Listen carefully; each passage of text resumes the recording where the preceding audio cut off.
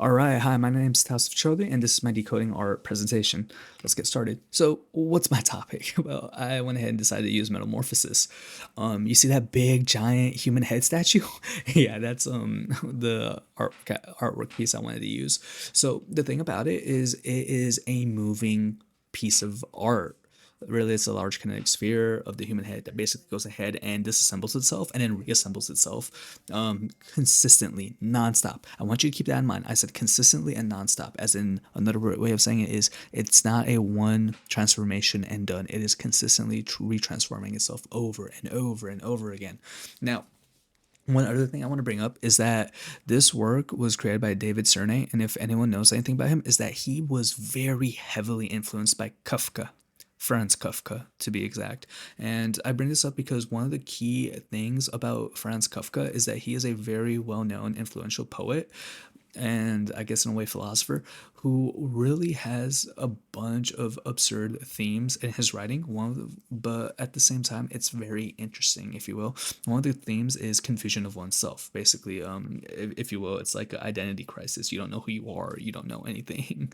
And another thing I want to bring up is that this statue brings up this idea of surrealism. You're not really trying to copy and imitate the real world in a way, and you're also trying to bring in I guess elements of fantasy in a way, if you will. Now some people might argue, well, what do you mean you're not trying to imitate real world because it's a human head? Well, I mean, okay, sure, in a way you could say that is the case, but at the same time, how would you defend the other aspect of it where it goes from a human head and evolves itself into this one monstrosity before it reassembles itself back into a human head? But all right, let's go on to the next part. So something about David Cernay, and this is some very important information that's going to sort of explain the importance, if you will, or why this statue was created. So first things first, he was born in 1967 in the Czech Republic. All right, keep in mind this is like during the Cold War era. All right, so he grew up being heavily influenced by politics, to say the least. And because of that, what you'll see is a lot of his artwork is mainly on surrealism and also to deliver political messages and also messages about society and basically challenge societal norms. He loves to go ahead and challenge not only authority, but also just again societal norms. It makes people question society, like, do you think this is ethical? Okay, if it's ethical, what do you think the definition of ethics is? Do you think this is still ethical? Like, I mean, it's kind of hilarious. But another key important takeaway is that he was heavily inspired by Franz Kafka, who loved to challenge authority as well as make people question society. So, in a way, if you've seen or rather read any of Franz Kafka's poems or books, you could kind of see how, oh, like you see anything that David Cernay makes, it makes a lot of sense. You could easily be able to um, decode whatever message he's trying to give, no matter what form David tries. Now, let's go into the media analysis real quick. So, encoding and decoding by Stuart Hall, that's one of them I want to talk about. Well, the encoding, the statue depicts a human head, which is a familiar image that everyone sees. Then the head becomes disoriented, turned basically into this hideous statue, unfamiliar. Then the head reassembles itself back to something familiar. That's essentially what's happening. Now, the decoded message that he wants to bring up is that anyone can look normal, but can be fighting with a self identity crisis.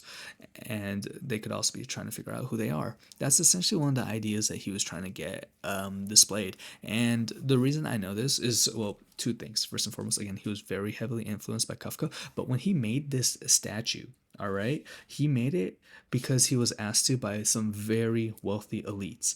And the two things the elites told him was that number one, it had to be a timeless piece, and number two, it was going to be the centerpiece of attention.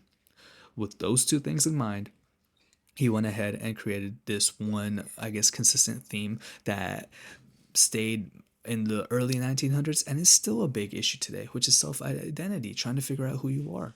Everyone in every single decade, every single year, there's always people fighting within themselves. They look perfectly normal on the outside, but inside they could be having a very big war within themselves, trying to figure out who they are.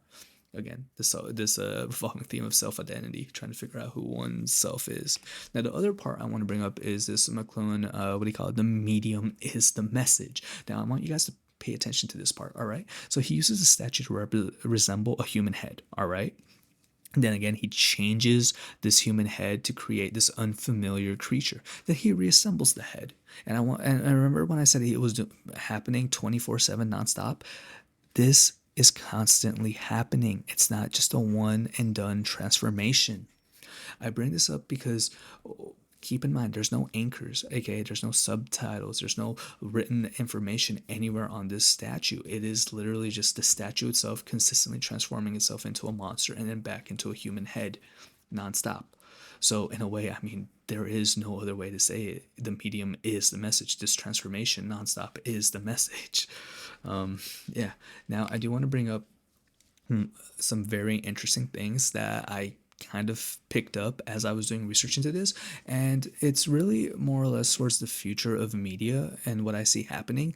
And that's the fact that I think the medium is going to really be, again, as said before, the message. Because look, I think what's going to happen now is it's all going to be interactive. I think the media is now going to be more interactive than it ever has been before, as in people can interact with the media. It's not, I'm just looking at a statue that hasn't moved in 10,000 years. It is, I'm looking at a statue that is consistently moving nonstop instead of, again, watching an immovable object. And furthermore, I think now what we're seeing is media is less about realism and focusing more on the surreal aspects. I know that's been a theme in the past, but it's been brought forward a lot more nowadays and is consistently showing itself in every field. And I feel like that's what's going to happen. We're going to take abstract things, or rather, we're going to take things that we don't see as abstract, such as a book or a human face or something, and turn it into an abstract form of art via surrealism by going ahead and, I don't know, like I said, that photo, that statue where we took a human head,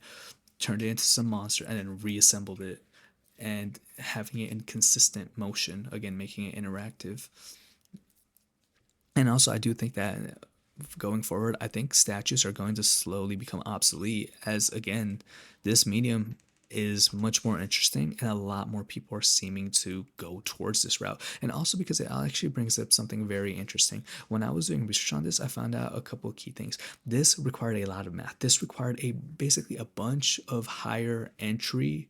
Basically, it's a higher level to enter into creating these kind of sculptures. So a mechanical copy of this isn't going to be as feasible. So in a way, we're preserving its aura and making it very, very unique. Because again, for one to copy that, you would have to be very perfect in various aspects, not only in math, but also making sure you have the right material and you know exactly how to time it to make it all work in harmony. Because one little problem with it and the statue wouldn't work. Now, I was unable to get a group, but I was able to ask a friend of mine if I could use some of their photos to talk about.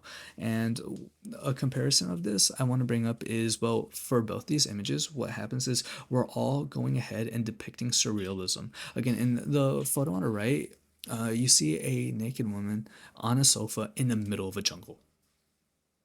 That is not something that is considered normal nor real in any aspect. And then the other one on the left, it's a lot more of a, how do I say it?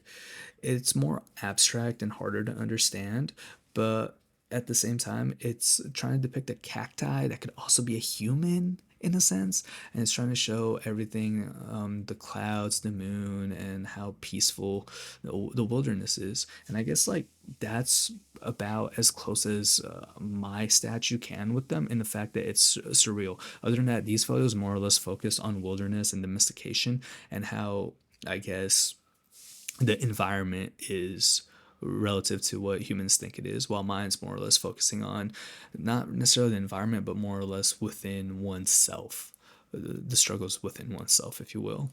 But again, we all share this idea of using surrealism in order to go ahead and get our message across.